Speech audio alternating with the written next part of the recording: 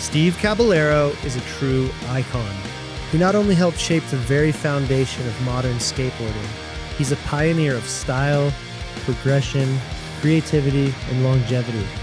From inventing tricks that changed the game to becoming a cultural symbol far beyond the skate park, Steve's influence runs deep. But his story goes far beyond skateboarding. He's an artist, a musician, a family man, and a motorcycle enthusiast. And through it all, he's remained grounded, passionate, and purpose-driven. In this episode, we talk about creativity, faith, discipline, and what it takes to keep evolving across decades of cultural change. It's an honor to sit down with a living legend like Steve Caballero. Now let's dive in. Before we begin, I wanted to tell you about an apparel brand that's changing the game. In a world full of fast fashion and forgettable trends, with no regard for quality or integrity, it's rare to find a brand that actually stands for something. Foreign Rider is one of those brands, and it's my absolute favorite apparel company for a reason. Founded by my friend Ralph Dunning, a pioneer in performance wear with over 30 years of experience, Foreign Rider blends timeless design with technical precision. Ralph built this brand for people like us, riders, explorers, creators, people who live active lives and need gear they can keep up. Every piece is made with ethics, intention, and excellence. There's no shortcuts, just clean, functional design built to last. Ralph has literally traveled to the ends of the earth to source the finest performance materials on the planet. There's a reason I wear their products almost every day. The fit, the feel, the quality, it's on another level. Foreign Rider's not just clothing, it's a mindset, a reminder to live with intention, to choose quality over quantity, and the exploration of freedom. Check out the full collection at foreignrider.com. I promise, once you wear it, there's no going back. Welcome to Ride Beyond. This isn't just a podcast about motorcycles. It's a celebration of the passion, creativity, and untold stories of the people who ride them. I'm your host, Ben Giese, and I've spent the better part of my life on two wheels, traveling the globe and building relationships with some of the most talented and inspiring people out there, each one with a compelling story to tell. The motorcycle is our connection, but the stories, that's what takes us beyond.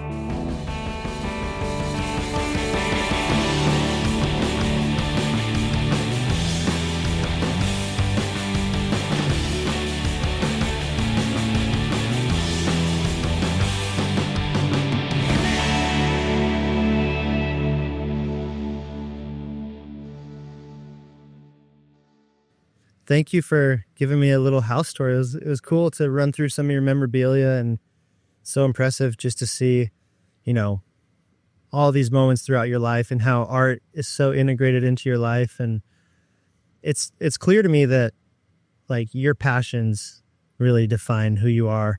You've had these passions for decades now: skateboarding, music, art, these things that really define you. How is it that you've kept connected to these passions for so long? Well, obviously skateboarding has helped linked music and art because they kind of go hand in hand. It's kind of the avenues I've chosen for my life to participate in and to also see how far and challenge myself, see how far I could take a certain activity or something that, I have a passion for. And so, with anything, it all starts with a passion. And I've always looked at more as like a challenge. I like to be challenged because I feel like it helps me grow in so many ways. And because the lifestyle of these things all mesh together. And so I just like building communities, and being part of communities. And, it feels good to be a part of something, and to feel welcomed and to feel appreciated. I feel like everybody wants that out of life, and these are avenues I've chosen to help me feel that way. Yeah, and I feel like whether it's skateboarding or motorcycling, it gives you an identity. It provides you with a community.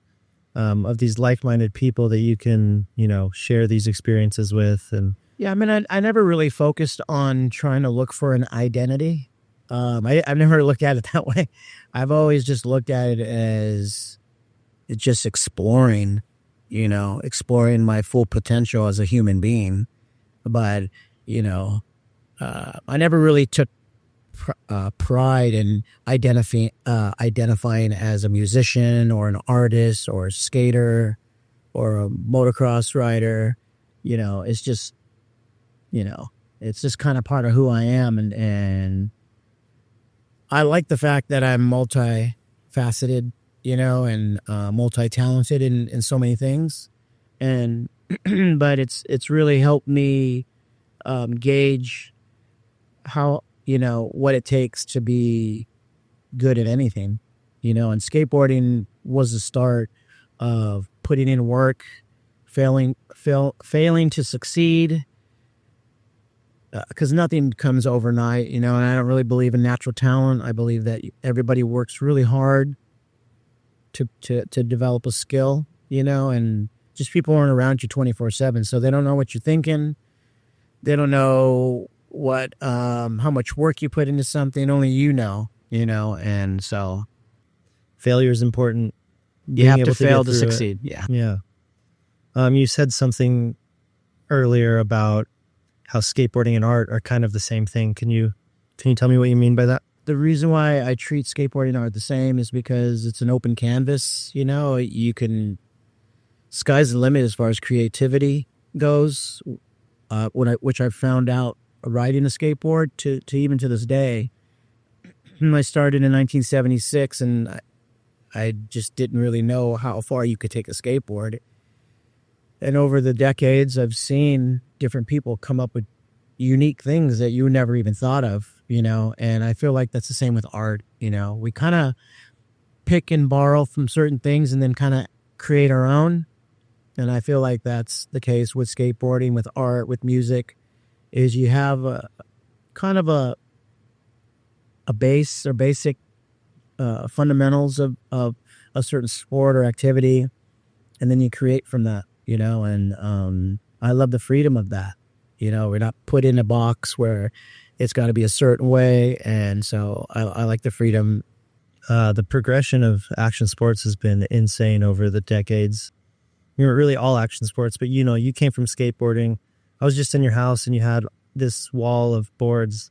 You love the history and thinking about who came before you, and you still came relatively early into the game. And did you ever imagine that skateboarding could reach the level that it has when you were first starting out?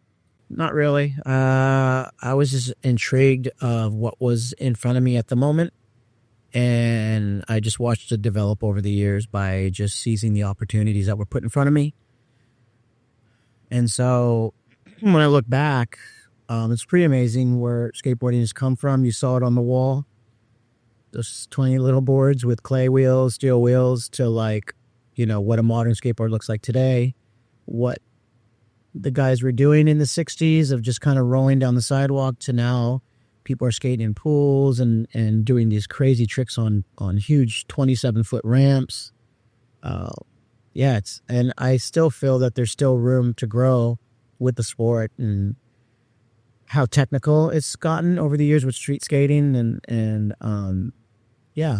So it doesn't surprise me where skateboarding can keep going. It just takes that one person wanting to push the limits and seeing something that someone else doesn't see. Can you take me back to the early days? What first drew you to skateboarding? What drew me to skateboarding was it looked very challenging and fun at the same time. And the fact that I was racing BMX at the time, but I really felt at my stature being so short and small that I didn't have the legs as for someone that was like 10 years old, which was, I looked like I was 6 when I was 10. So, I felt like my body wasn't the right proportion to do well in a sport like that. So I felt like skateboarding was something that was more in a creative sense of not like a race where you have to go from start to finish. It's something that you could spend time with and learn. And so I felt like that was a better fit for me, for my stature. Yeah, that makes sense. In those early days, and I mean still, but in the early days of skateboarding, it was very rebellious and raw and kind of punk rock. And I feel like you really embody that. How has, that rebellious punk rock nature of skateboarding shaped how you approach life? Well, like once again, I mean, never looked at skateboarding as a rebellious thing, because when I grew up skating, it wasn't illegal. It didn't get illegal until we had to like go back into the streets. But when I first got into it, skate parks were being built, all over the country, and so there were places you could go and pay to skate at these like parks that had cement bowls and snake runs and pools. And once those closed after a few years, then we went in the streets, and that's when it became illegal. We started skating people's properties and stuff, and hopping fences to get in people's backyard pools, and skating ditches you weren't supposed to be skating, building ramps that you weren't supposed to be building in your backyard. So that's where it got kind of like outlawed, and so you'd see a lot of no skateboarding signs. But that's changed over the years because of the respect that the sport has gotten. And unfortunately, money has a lot to do with that. When people see that there's a dollar value added to something, then it's like, oh yeah, that's cool, But initially people be like, why are you doing that? Where's the money in that? How are you going to make a living? And so sometimes it's people are driven by money. And that was never the case for me when I discovered skateboarding, and it was for the pure fun of it and how it made me feel as a person, that I could excel in something that I had a passion for, and which helped me discover music and be in bands, and created these punk rock bands at an early age, and learning how to play. I didn't really even know how to play an instrument, or in the studio recording, and so. When did you start playing music? Age 17, I got a bass and started fiddling around with it, learning songs by ear. I never took music classes. And then started a band with some local skate friends called The Faction in 1982, and toured the U.S. twice, made a bunch of albums. Then we broke up in 85. And since then, I created some other bands until now. Just recently, 2020, started a new band called Urethane, and it's doing the same thing, Urethane is that's the material that the original skateboard wheels were made out of, right? Or not the original, like the original, like legitimate skateboard wheel. Well, urethane, the urethane wheel was created in 1974. And that changed skateboarding. That changed the direction of where it was going, and the tricks that you could do because of the way it gripped the cement and how much faster you could go. And so over the years, the urethane has developed different compounds to skate different terrain. And so, skateboard manufacturers have since the beginning have been trying to create new products, new trucks, different turning radiuses, skateboards with different plies and different materials, lightness, shapes, and especially with the wheels, with the urethane and the compound. And some urethanes are softer than others, and some work in different areas, and it's just finding the right one that works for you. Yeah, it's like any industry, there's just constant evolution and progression. Yeah. Thinking about the urethane wheels reminds me of one of my favorite movies as a kid, Lords of Dogtown. Mm-hmm. You obviously know that movie. Did you like that movie? Was it pretty accurate to the time? That was a decade before me. Okay. Yeah, so the guys that's kind of the decade of those original boards on your wall, the transition away from that. Yes. Well, the boards on my wall are from the 60s. The 70s is where Dogtown started, with the urethane wheel and the wood, and that's where Stacy Peralta was part of the Dogtown crew. And he's the one that started the skateboard company Pal Peralta, which in turn created the team, the Bones Brigade, and that's what I was on. Yeah, I mean, Pal Peralta and Bones Brigade is such a big part of your story and your life. Can you tell me a little bit about them and what that company and team means to you? Well, I got sponsored by Powell Peralta in 1979, which Stacy created the Bones Brigade, and we were the leaders in making skateboarding come to life from the pages. We were the first ones to do skateboard videos. And so with the equipment that he had at the time, he went around and made skateboard videos of what we did and brought skateboarding to life from the pages of we would just read about stuff in the magazines and look at photos and see sequences of how things were done. But once it got to TV and video, it just made it more real for people to actually visually see that. And all over the country and even all over the world. Do you still have some of those original videos? I do. I have some of the videos still, and obviously they were put on DVD, and now you can find them all on YouTube.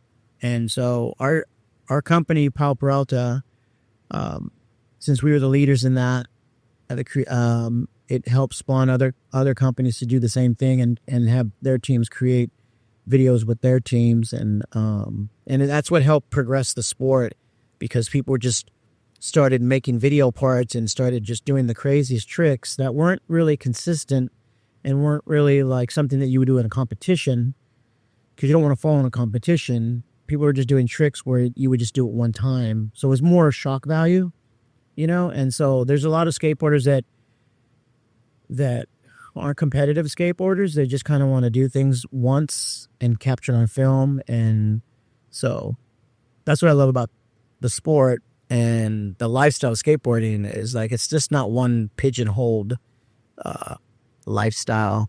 It's interesting to think about too, that formula of making skate videos and progressing the sport through that, and how that's, transcended skateboarding. Not only defined skateboarding in a way, but also transcended into even like moto. Now there's like a whole new generation of riders like, Berriman and Axel Hodges and these dudes who are taking this skateboarding mentality to what they do. Exactly. And it's kind of cool. I never thought of it that way, but that originated back with, what you guys were doing way back in the day. And now that's kind of transcended into all action sports, which is so cool. Yeah, I kind of feel like, with moto, I felt like moto was just kind of an activity that you did. You just rode around leisurely, and then people wanted to race. So racing got huge. And then people maybe wanted to race, but didn't want to put the effort into it, didn't have the money. So they still loved riding dirt bikes. So they just took it to another level where like, we're going to go free riding and we're going to try to do these feats that people are, would be scared to do, and then capture it on film. And so that whole freestyle motocross was a new way for a person who had a love and passion for dirt bikes could express themselves and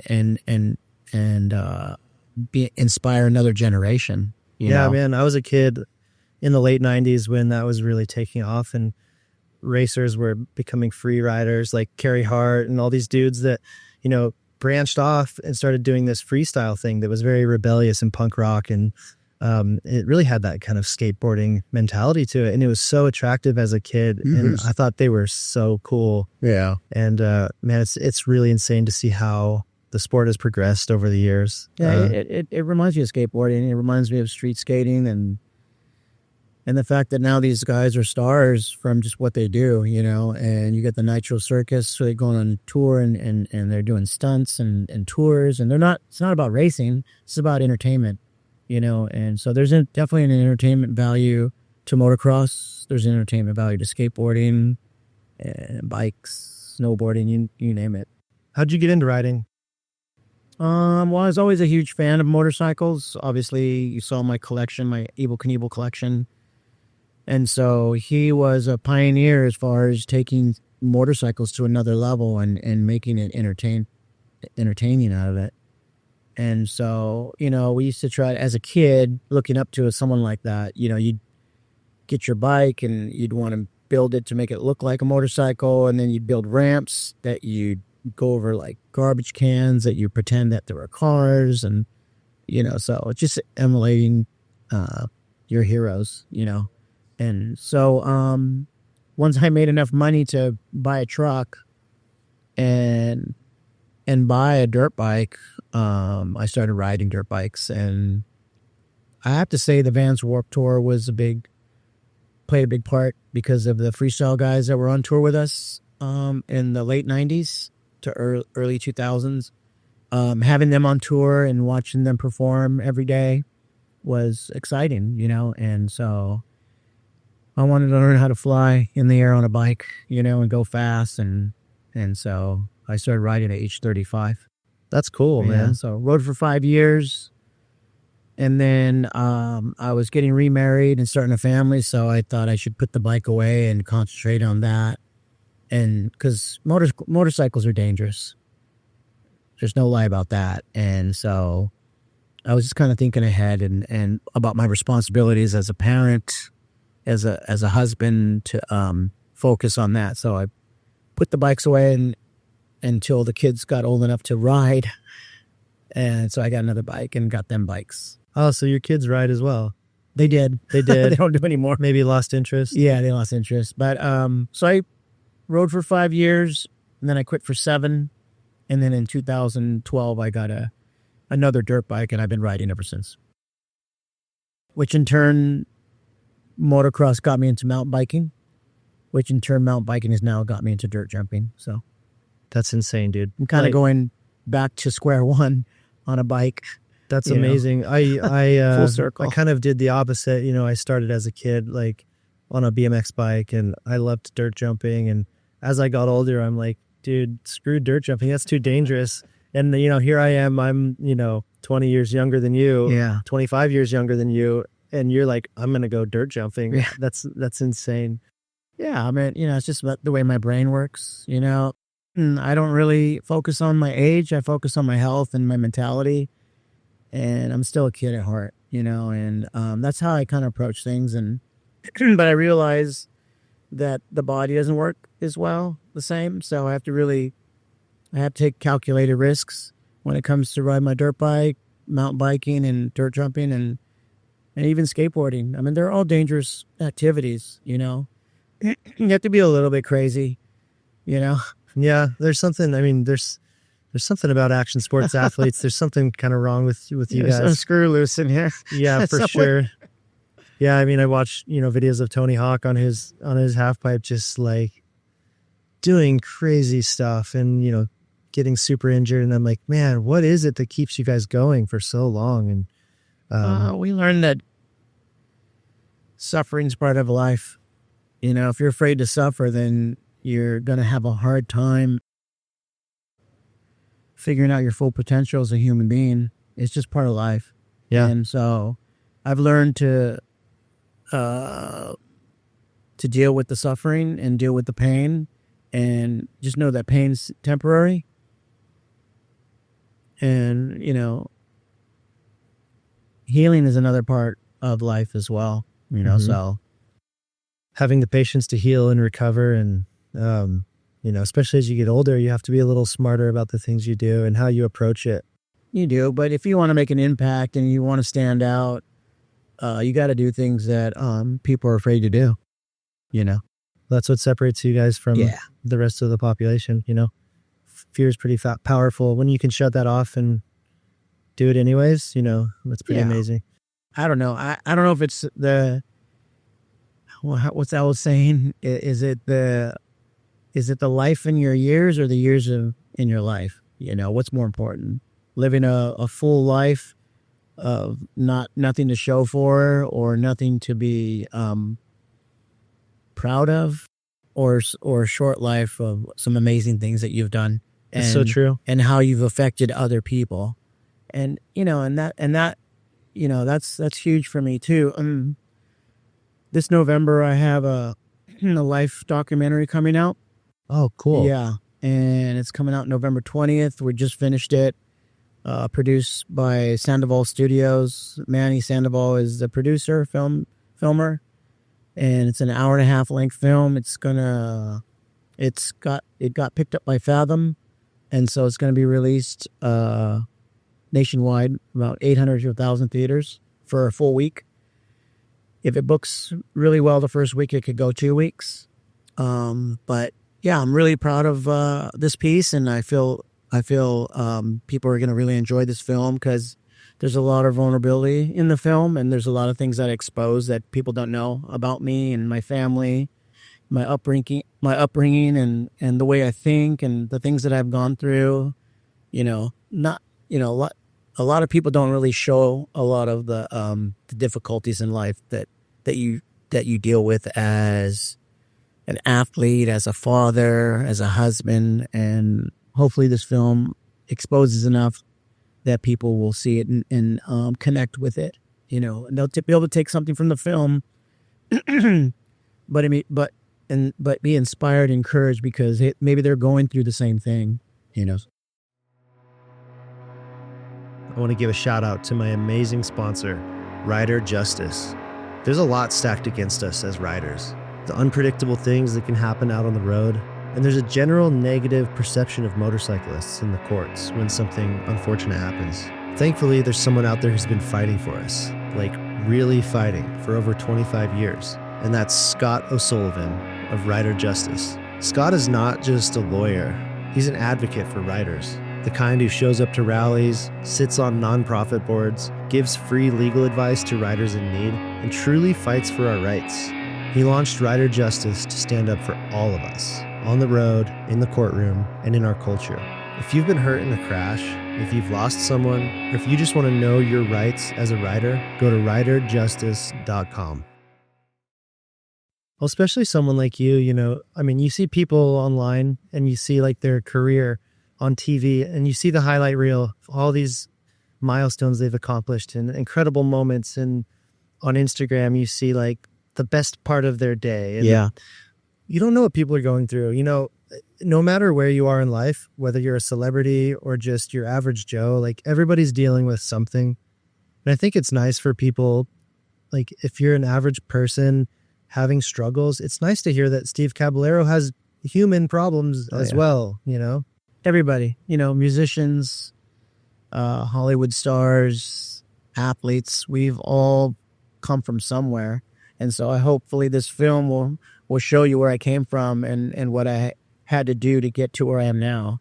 And still what I still have to do, And so it's a very honest film, and it really showcases how I think and what drives me, and my motivation and that I want to share to the world, because wisdom is huge. Wisdom can really, really shape and form a person, and if you learn from the mistakes of others, it could really direct your life into a different direction that you never even thought of. And so you've already seen what I've done, but there could be a point where I go into a different direction and be like, whoa, I didn't know that you could be good at that as well. I just haven't arrived there yet. I love that you said that, because wisdom is the main thing that I'm seeking with this podcast. I want to talk to extraordinary people who have done unbelievable things and, let the audience hear the wisdom that they have to share about life, about achieving greatness, about overcoming difficulty. How do you get there? So I can't wait to see it, man. That's going to be really cool. Well, what I found about truth and wisdom is it depends on the source. A person can have a lot of it, but you have to trust that person. Even a person that is not looked at in a good light, they could be wise in a lot of things. You won't believe them because you don't trust them. That's true. They could be super smart and super wise, but maybe something they did in the past that paints them in a very bad light. You're like, well, I'm not going to listen to that dude. Yeah, it's a good point. So you have to earn a reputation for your wisdom to be credible. Yeah. So you do, and it's very easily to be canceled in this society these days. Yeah, especially these days. And people are always looking for something outside of what they see in front of them. I think that's also people that aren't doing well. They want to bring you down to their level to feel better, maybe. But I don't know what. Everyone has their own reason of why they try to find the bad in everything that's good, And for me, I like to try to find the good in everything that's bad. So even in a terrible situation, there's always something good that's going to come out of it. You just can't see it right up front because you're not wise and you don't have the patience enough to wait for that good thing to happen. But there's been times, even in my own life, where I was like, man, this is a really crappy situation I'm in. But then I look back and like 10 years forward, I'm like, wow, I'm so stoked I went through that because now I'm in a great place.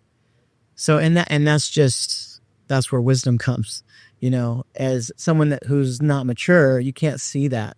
You only see things at face value and right in front of you.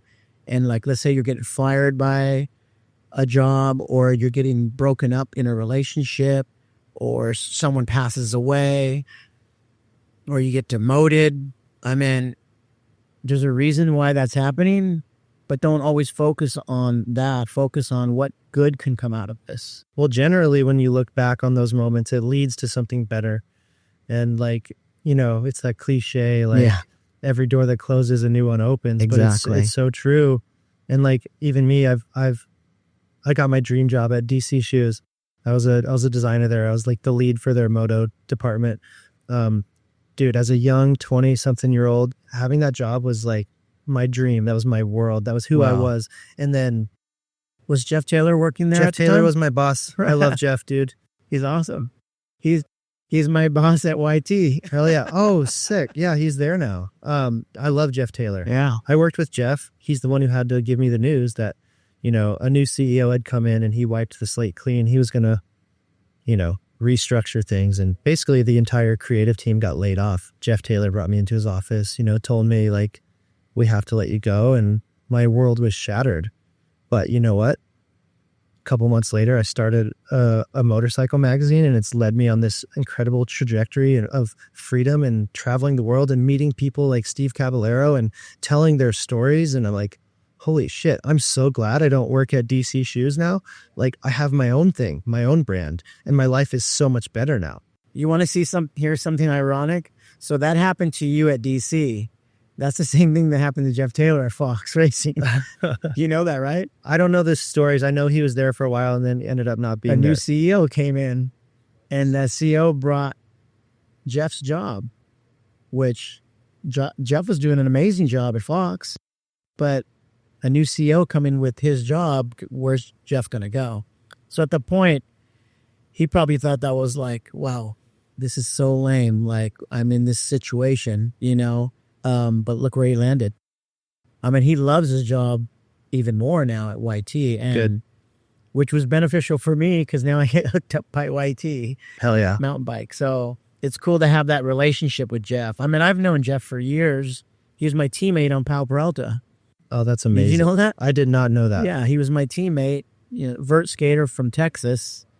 He went from Pal Skateboards to Planet Earth, to DC Shoes, to Fox, and now at YT. And so cool. I've known him all these years, and we're still connected. And we just did an event in Bentonville, Arkansas for YT, for Bike Fests, which was another amazing time there. And it's just great to still be friends with him and still work with him in a business. Yeah, he's a great guy. Speaking of, well, something completely unrelated, I just thought of, when we were walking around your house, looking at different artwork and stuff, you had a Blink-182 poster there. And it made me think of Blink-182 was like the defining band of my life as a kid. And eventually I got to do a story with Tom DeLonge and shoot a little film with him and talk about his love for motorcycling. But he had some interesting thoughts on how skateboarding and motorcycles, like the experience of riding them, kind of relate. Do you have any feeling on the relationship between skateboarding and riding motorcycles? Is there any similarities there? A lot of similarities. The fact that they're both dangerous and you have to put yourself in uncomfortable situations. The fact that it's repetition. It's learning your mistakes, not making the mistakes. Because I think the mistakes on a motorcycle are really costly. I broke my femur in 2019 on my dirt bike making a mistake, only because I was trying to progress at the sport, but I did something wrong, which sent me over the bars and broke my femur. I feel that it's a lot of focus. It's a lot of training. It's a lot of overcoming your fears. and just taking calculated risks. Every time I hop on a bike, I'm scared. Every time I hop on a skateboard, I'm scared, but I try not to let that dictate what I'm going to do that day. These kind of feel like life lessons too. It's like these things are dangerous. It takes a lot of repetition, but it also takes like confidence in yourself to lean in and go for it. And repetition builds confidence for sure. And then when you have other people admiring your work, it just gives you a lot of self-confidence, saying like, wow, the hard work I put in is showing up. People are talking about it. Yesterday I went to the bike park with Axel Hodges and my friend Alex Argente, and I'm doing the jump line, and I'm coming through, and my girlfriend's right there on her bike, and she saw, they were really impressed with your biking, So to hear those guys being super like, whoa, I didn't know he could do dirt jumping too, So it makes me feel good, and it makes me feel like I'm on the right path of like pushing yourself. Yeah. So, do you think being immersed in action sports culture has influenced your creativity? Your entire house is like filled with just creative energy, and it just pours out of you. Does the world of skateboarding and moto, do these influence your art? It does. It influences my relationships with people. It influences the fact that these things are so fun to do in groups of people with close friends. And so when I go ride dirt bikes, I love riding with friends because we challenge each other. When I go skate, the same thing. I like to skate with people who challenge me or push me or inspire me. And that's why I have art night every Tuesday night. I have a group of about eight people that come, and they all work on different mediums, and they inspired me to be a better artist. I see their artwork and I'm like, wow, that is so amazing. And we all feed off each other. And if we have a question on how does this work, and do you think this will look better in this color? I have another artist's view or opinion to say, yeah, I think you should change this, or, so we're all helping each other in some way. And I've actually hired some of the artists there at Art Night to do projects for me as well. And I've sent out their work so they can get jobs, So it's just building communities. And so like even with the bike park that just opened up, 5 minutes from here in San Marcos, I feel like I have a whole new group of friends now, dirt jumping friends that I see there every time I go and say hello. And some people have helped me progress at biking and jumping and giving me technique. And when I see someone struggling, I pass down that information to them. That's cool. Yeah. And I think that's the same thing with skating, with moto. Everyone wants to be helpful because it's just nice to see people succeed. It's a great feeling. If you can be part of that process, we can all have a party and cheer each other on, And that's the beauty of these like passions that we have, is you find your people, you find your tribe, and you want to look out for them because, you relate in that way so deeply. I have many tribes. Yeah, I love that. Well, that's what's cool about you, man. You have so many interests, and you're so enthusiastic about so many things. Yeah. And I just want to show people that they're the same. Yeah, you don't have to be single-minded. Like you can do a lot of interesting things in your life. Life is incredible. What people are capable of. It's just like, I think we're our own worst enemy. Self-doubt is terrible. And even people who doubt you from the outside, whether it's friends or family, it can go both ways. It can hinder and cause someone to not grow, or it can push someone to be like, I'll show you. Yeah. So it depends on your attitude. I feel like life is almost like an open-ended video game. Obviously there's real consequences if you fail or do something stupid, but it's really like you can kind of gamify this thing, and it's like, how much fun can I have? Like, what can I do that's going to bring me the most meaning and purpose? And the things I've done, they weren't money driven, but I've obviously become successful at a few things and learned that you can actually make money off these things. Well, the success comes naturally when you're passionate about what you're doing. And you truly love what you're doing, so naturally you're going to get good at them. And you've been doing these things for for so long. You know, obviously you're not slowing down anytime soon. I'm a little slow these days. Getting out of bed, remembering who certain people are.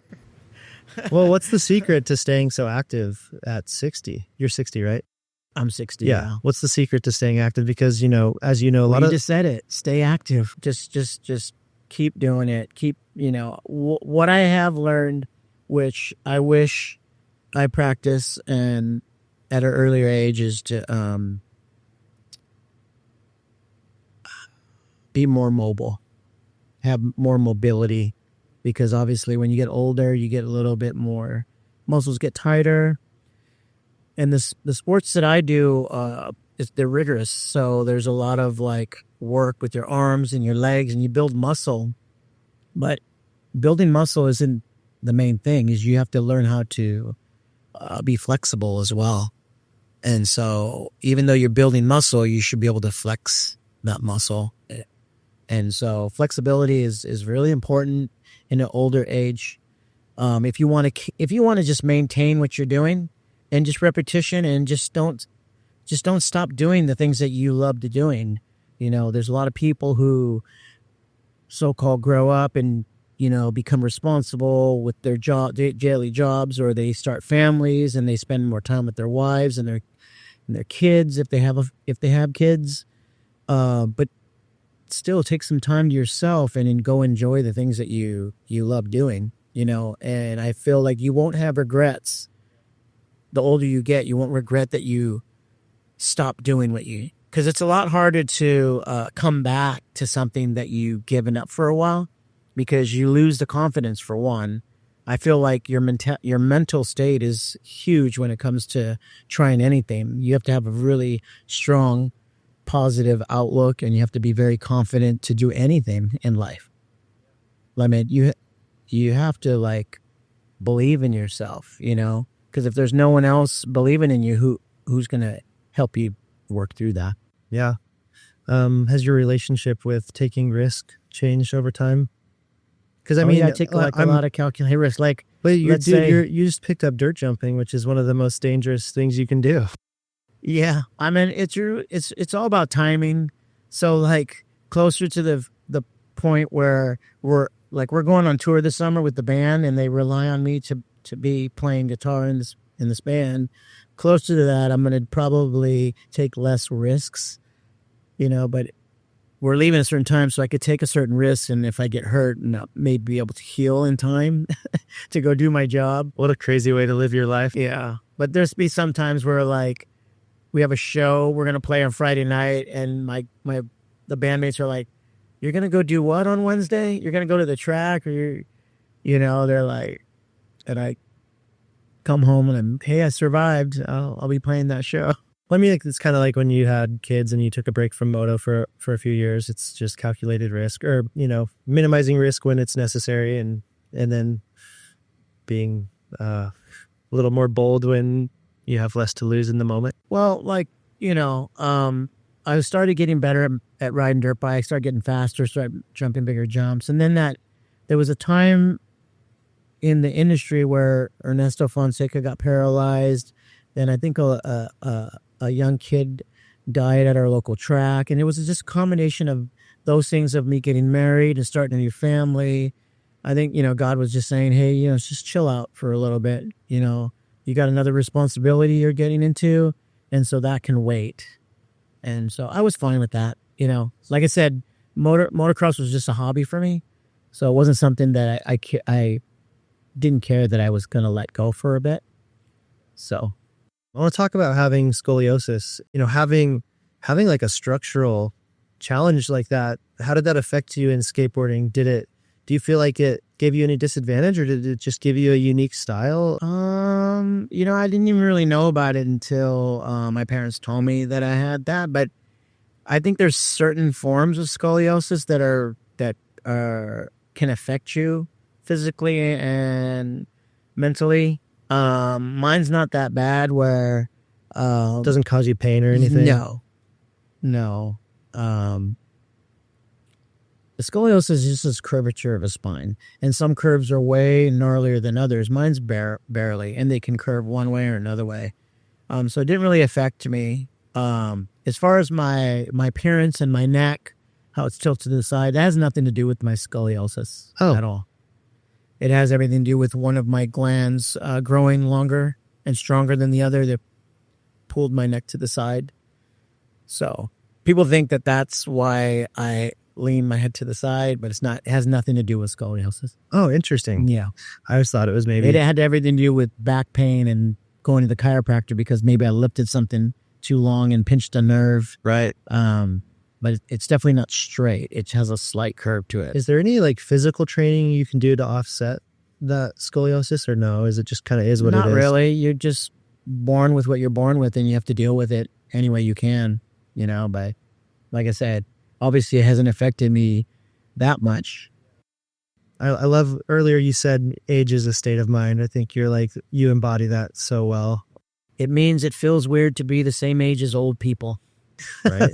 Because inside you're not old. It's like I'm still, even me, I'm still 20, even though I'm 30, almost 37. I mean, as long as you keep doing the things that you enjoy doing, who says you have to? You can age, but you don't have to grow old. Well, yeah. I mean, you know, I like to play the old man card now. Like when you're younger, you can play the little kid card where you're like, wow, he's so young and look how good he is at that. But now I've gone full circle, and now I get the like, wow, he's so old and look what he can still do, you know. And I'm just trying to prove to the world that as long as you're fit mentally and physically, that you can continue on enjoying the things you did as a kid, you know. You still have that ability to do it. And I think at some point society has told people like you only have a certain amount of time to enjoy your life this way. Well, a lot of us are trying to prove that wrong, especially in skateboarding. I mean, it was unheard of. The generation before us only lasted like 4 or 5 years. You know, we've lasted over 40 years. Well, I feel too with, you know, there's so much more knowledge in health and wellness that like, and training and nutrition and sleep and recovery that like your health span can be extended by a long way compared to what it used to be. And like, you can stay active and healthy for a lot longer now. It can. It's definitely personal choice. It's staying away from these things that hinder you, you know, drugs, alcohol, obviously women can hinder you. You know what I'm saying? Yeah. Depends on the person that you're with. That can be toxic as well. Yeah, it can. You know? It can either be a great asset in your life or something that really. Yeah, is, it's all personal choice, man. It's all what you put time into and what becomes your passion. And some people are just passionate about doing drugs. You know, it's the way that it makes them feel. Is it beneficial? I don't think it has been. Anyone who's dealing with alcohol, if that's their passion, how beneficial has that been to them or people prior? So you just look at, you know, you just try to be as wise as you can, you know, at a younger age, and you're going to make less mistakes at an older age. You know, there's a thing in, I think I heard a pastor once say, it's like, it's better to build a boy than to repair a man. You know, build up a boy, you know, because then he's not going to make these mistakes and you're going to have to repair him as a man. You know, it's a lot harder to fix something that you've been brought up and learned to do at such a young age for so many years. If you fix it, nip it in the butt, you know. Did you think about these things when you were raising kids? Like, oh yeah, totally. There's that pressure to help form these humans into people that will make good decisions in their life. Well, I mean, I can only guide them, but it's not necessarily going to equate to them listening to me. Because like I said, you have to trust the people that you're going to listen to. So even as a father or someone who they look up to, if they don't trust you, they're not going to believe things that you have to offer to them. And for me, as a father, I only want to give great things to my kids. I want to protect them the best way that I can. I want to show them that these certain avenues can lead to these avenues. And I'm not sure if you want to go down that road, you know, and they can either take it or leave it, you know. And so when it comes to truth and it comes to wisdom, You have to really trust, to have faith in that, and that's with everybody. And that's the beauty of free will and the curse of free will, is that ability to make your own choices in life, and, to each their own. Yeah. I mean, you can teach them values and lessons, and then at that point it's up to them to make their decisions and learn how to get through life. Just hopefully you set them off on the right foot and do your best. You can only do your best. Yeah. And then you got to let them go and let them make their own mistakes, Yep. Just like we did, Yep. Back to the creative side of you, you're an amazing artist. You've done so many incredible projects with brands, and you're a musician. Where does this creative side of you come from? Comes from God. Just born this way? We're all born that way. That's what I believe. I believe we were born in the image of God. He's a creator, created all this, which in turn gives us the ability to create. And you think some people to dream and to believe and to create. I mean, just look at the past. Look at the things that have been invented. I'm talking on a cell phone that was like, I used to watch in the 70s, Star Trek with their little communicators. Someone dreamt that up. Yeah. Right? That was fake. That was in the movies. And that's the reality now in my pocket. It's kind of interesting. Like a lot of the technology comes from sci-fi, just from somebody dreaming it up. Then the idea is planted. So we're That's all where it comes from. we're all born creative. Yeah. And then you think some people just lose their way, lose sight of that creativity, lose touch with it. It's a possibility.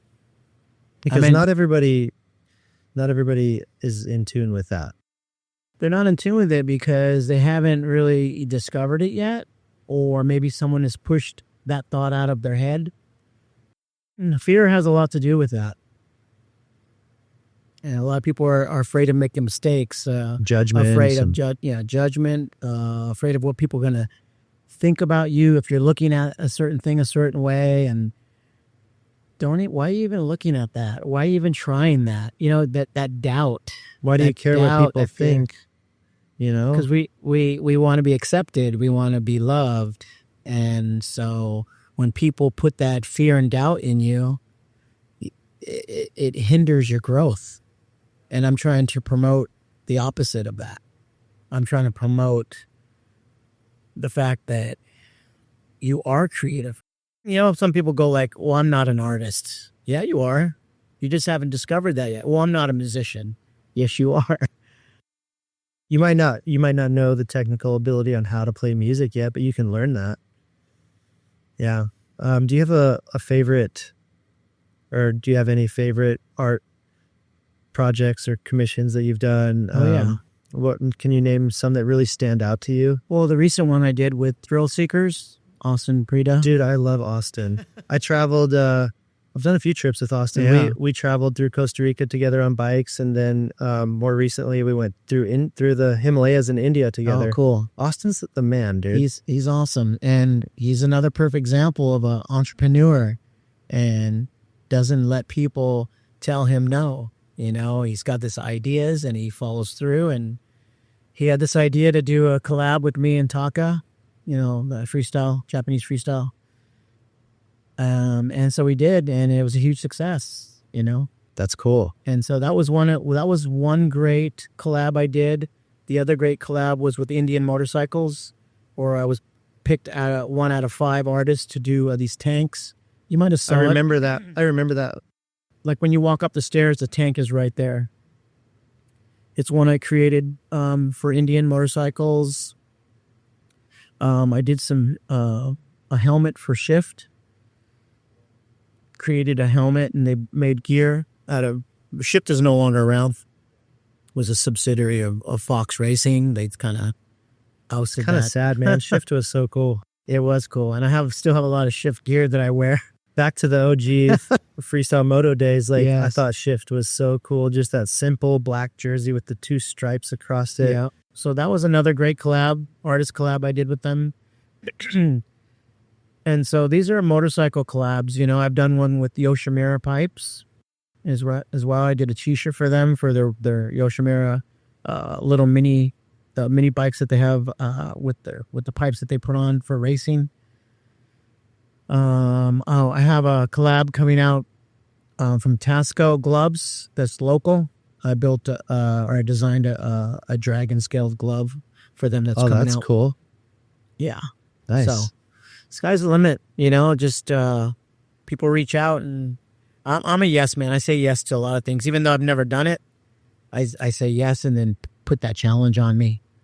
I want to take a moment to talk about my absolute favorite gear brand. I got my first set of Fox gear when I was learning to ride in 1998.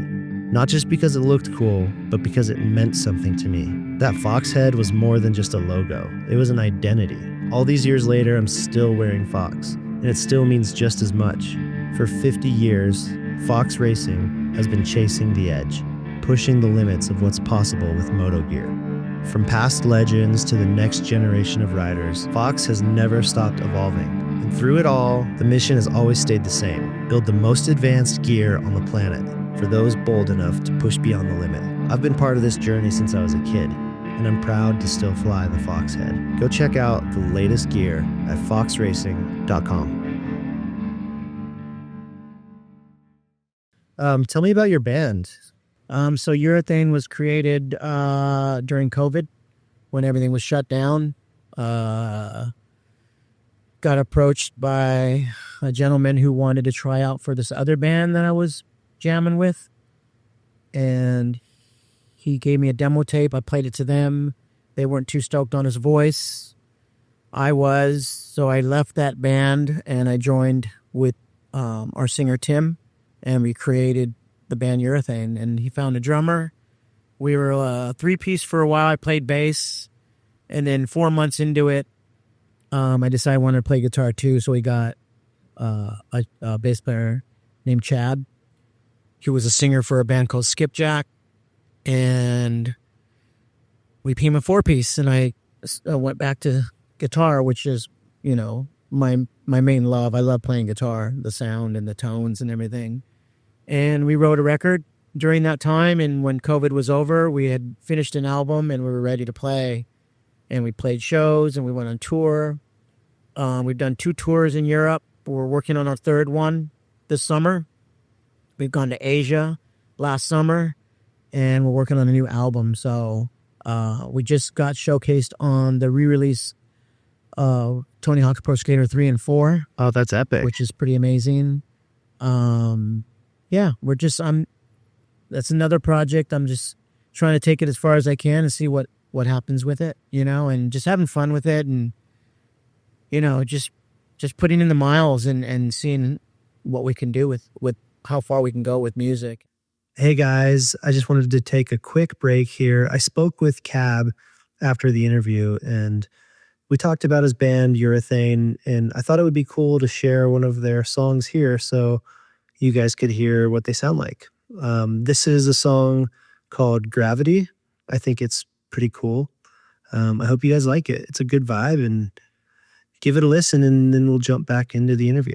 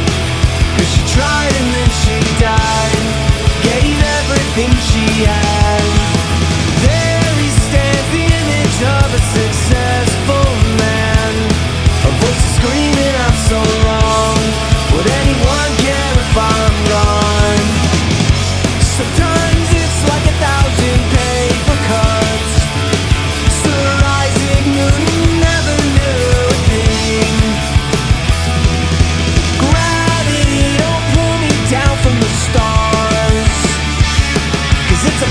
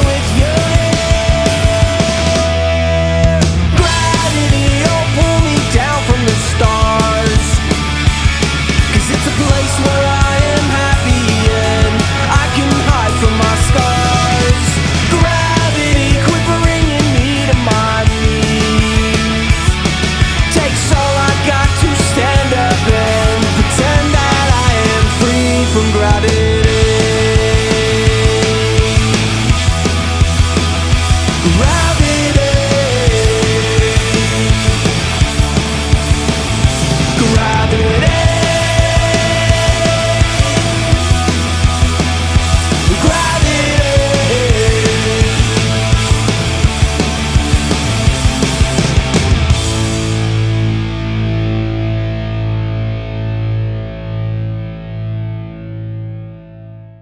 And it's a fun adventure, but it's hard work, you know.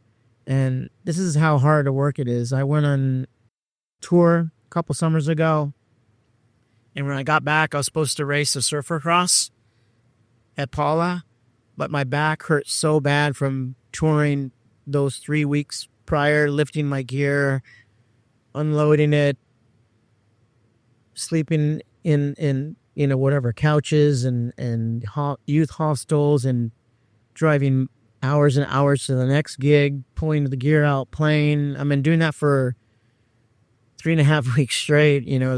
Does a number to your back. If you don't have a roadie, we don't pay for roadies. We don't stay in expensive hotels. We're not on a tour bus where you can sleep. So we're kind of like, grassroots, and it's hard on a 58-year-old man at the time, and so I came home and I was ready to race, and I couldn't even walk. My back was so worked. What is it about punk rock? It's clear that you love punk music. You really identify with it, and even like following me on social media, you're always posting like punk songs. And I just like the energy. I like the rawness of where you can go with it, the tempos, but I like the more the melodic, the poppy punk stuff, the stuff that you can sing along with. So that's what I've kind of grown in towards. A lot of stuff with melodies. I love when things work well together and you can sing along and harmonize with them.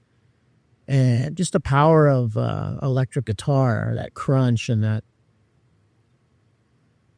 it just sounds amazing, And it goes well with skating. It goes well with motocross, those background soundtracks, and yeah, there's so many different bands. I love all types of music, there's different moods and different types of music and things. Music is a great way of capturing moments in history. And when you listen to a certain song, it reminds you of this era. Captures a feeling.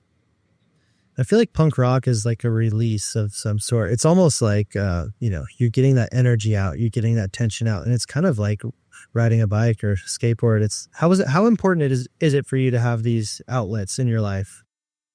How important? It's not important at all. No, it's just something that I choose to do. It's not the most important thing. The most important thing to me is just having a right sound mind. True. Yeah. My faith in God is the most important thing to me because it helps me stay grounded and making better choices in life. Keep your priorities straight. And yeah, I mean, there's a lot of things out there that are enticing and pleasurable, but they're not long lasting, and they can do a lot of damage, even though temporarily they're nice, but have you always been religious, or is this No. something that you found recently? 2005, I became a Christian and gave my life to Jesus Christ. Was there like a moment where you felt like you needed a change? Oh yeah, broken heart. Okay. Just was getting tired of getting my heart broken, and I wanted to put a stop to that. Not that it won't happen again, but I'll have a better understanding why your heart gets broken. And so Why you is just that? put yourself in, because people put themselves in certain situations where they make things super important when they're not that important at all.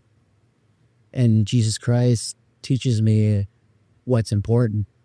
And so people without God don't know what's important. They're chasing these dreams and things that they think they're going to give them value. They're going to give them happiness and satisfaction, and they don't.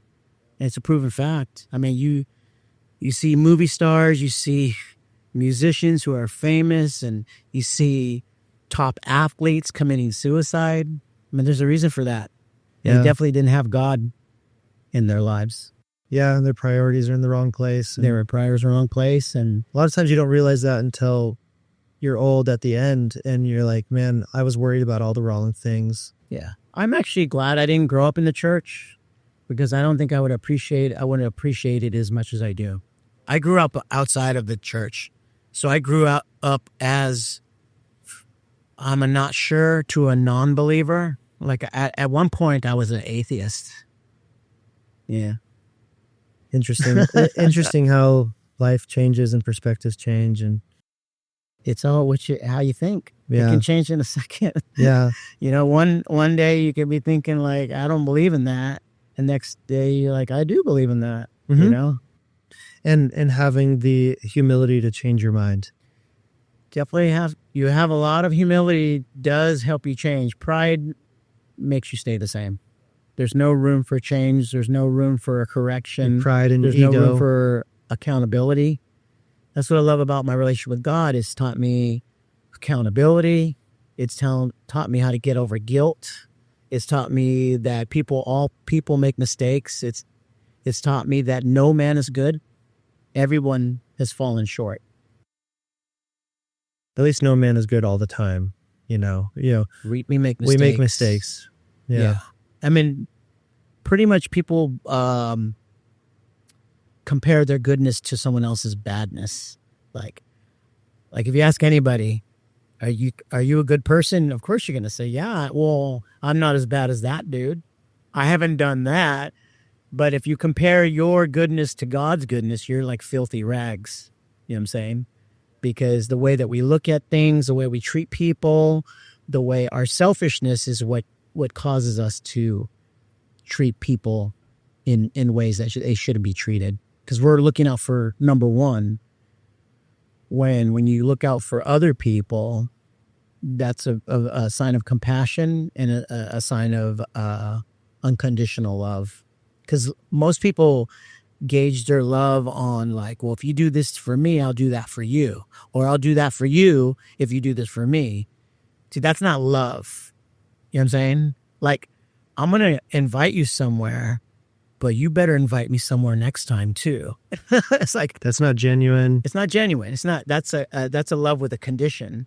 I'm going to hold this door open for you, but you better say thank you when you get through that. And if you don't, I'm going to be angry that I did that in the first place. So it's like already at the start, I had a motive. Okay, let me see. I want a pat on the back right now. Oh, I'm going to open this door for this dude. Well, he didn't recognize my goodness. So, and it goes, it's as simple as that. It's just doing things for people with nothing in return. That's unconditional love. And that's what I've learned, that's how God's love is. And having like unconditional love outwardly towards people feels so much better than even receiving it. So I say it's better to give than receive. I mean, that's an old saying, and it holds truth to it. I feel like when people stop focusing on themselves and their problems, life gets better. When you start focusing outward instead of inward. Looking back at your life, you've done a lot. When you look back at your life and your career, what are you most proud of? What am I most proud of? I'm most proud of to know that I have ability to change. Yeah, that's what I'm most proud of. I'm most proud of the humility that I've gained over the years.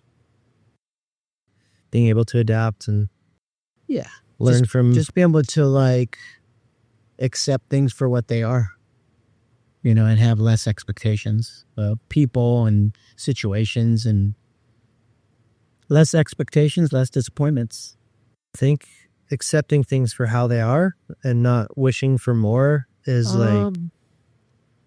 I think when you have expectations with anything, it only leads to disappointment. It's like going to a movie, right? And you've heard all these great things about this movie and how amazing it is and how people build this thing up. And when you go watch it, and you're like, well, it's not as great as what they were talking about. But go to that movie without hearing anything and knowing anything about the movie and just taking it for face value. You're going to leave that movie going like, wow, this is a great movie. Yeah. Wow. So like or a restaurant. I heard the food's great here. And it's not as good as you thought it was going to be, right? So you leave with a bad taste in your mouth. No pun intended. Yeah. Moving through life with, trying to not have expectations and just letting it be what it is and enjoying it for what it is. And when it's good, you can be thankful for that. And when it's bad, you can take that as an opportunity to learn and gain perspective and appreciate when it's good. And I've been around so many different people, and I know what I want to be connected to and be attracted to and what I don't. And I hate complainers.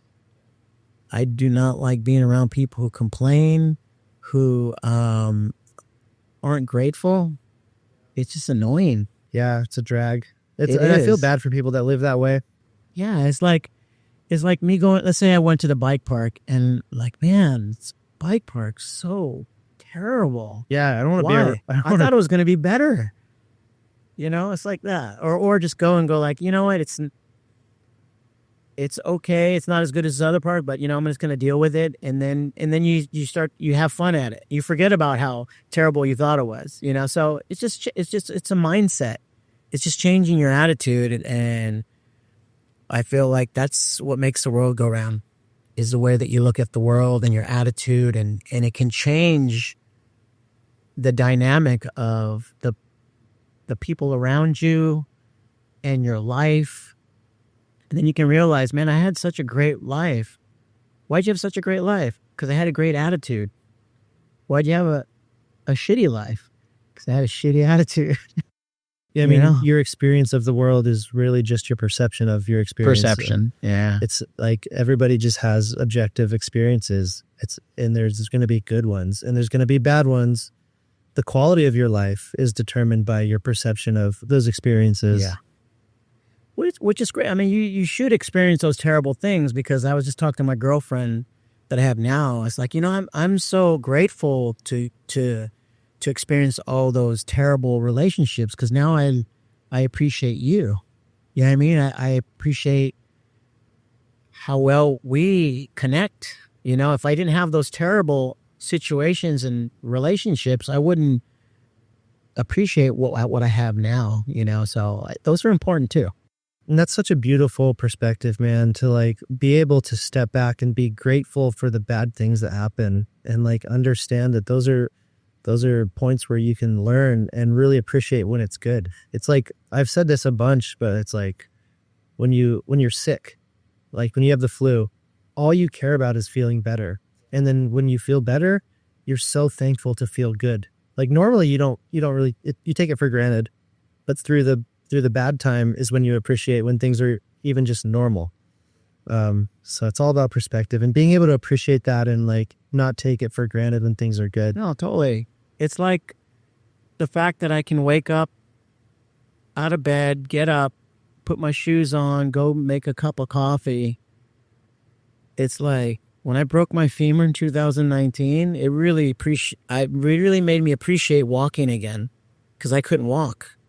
And my leg didn't work, it was broken. Well, and being in your 50s, like breaking a bone like your femur, that's, the recovery is even more challenging. Yeah, it was 2019, so what? That was 6 years ago? Yeah, you'd be 54. So that was 54, and, it was funny because the surgeon made fun of me.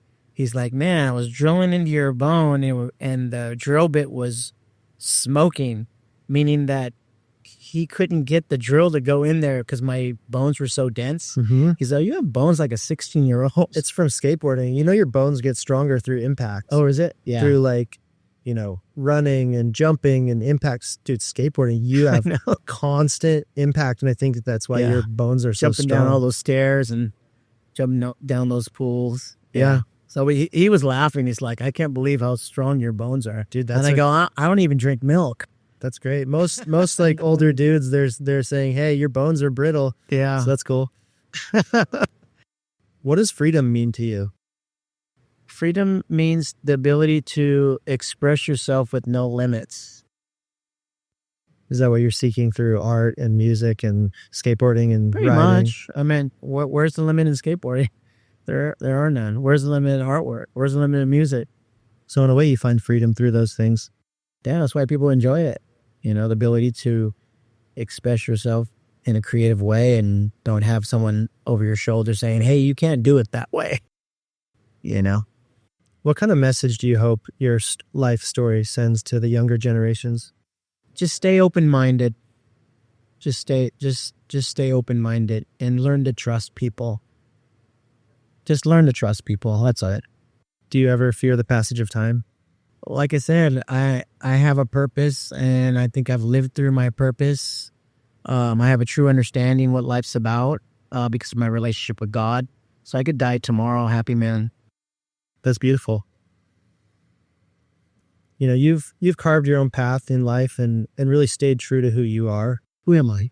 And you've I mean, you're a creative person who follows your passions and lives fearlessly and without worry of judgment of other people. And I still have insecurities about that.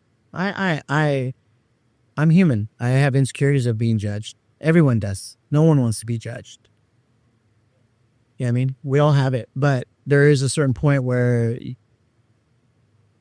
you stop thinking about that and you just kind of focus on just doing your thing, and no matter what people say, you know, as long as it's not harming anybody else. That's what my dad used to tell me, and that's one thing I took from my dad is like, you know, do whatever you want, just don't harm people.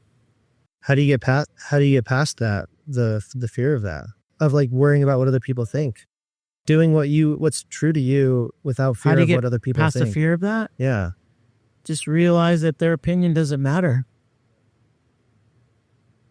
Yeah. I feel like the only opinion matters is God's opinion on my life. That's the only one that matters. That's the only one I'm trying to impress, you know. Well, dude, I really appreciate your time. It's been cool to dive into your world and see this little look through some of the work you've done and some of the things you've collected over time and the cool projects you've done, and get a little bit of wisdom from your experience, which is so unique. And yeah, I just really appreciate it, man. Thanks for the conversation. Have a good one, buddy. Yeah. Thank you. I want to give a shout out to a really special partner of mine. I've been working with 805 Beer for close to a decade now. And honestly, it's more than just a beverage company to me. It's a symbol of a lifestyle that I believe in. 805 was born on the central coast of California, the 805, a place where life moves to the rhythm of surf, moto, music, and open roads. Whether you're out riding, jamming with friends, or just soaking in the last light of the day, 805 is right there with you. It's not about hype. It's about living fully and embracing every moment. But what makes 805 truly special is their commitment to sustainability. They've been brewing for generations and relentlessly focused on preserving the land that they call home, conserving water, reducing waste, and protecting what matters, the land where we live and play. They support the raddest events and the sickest athletes. But most importantly, they support the culture. That's why 805 has become a staple in my life.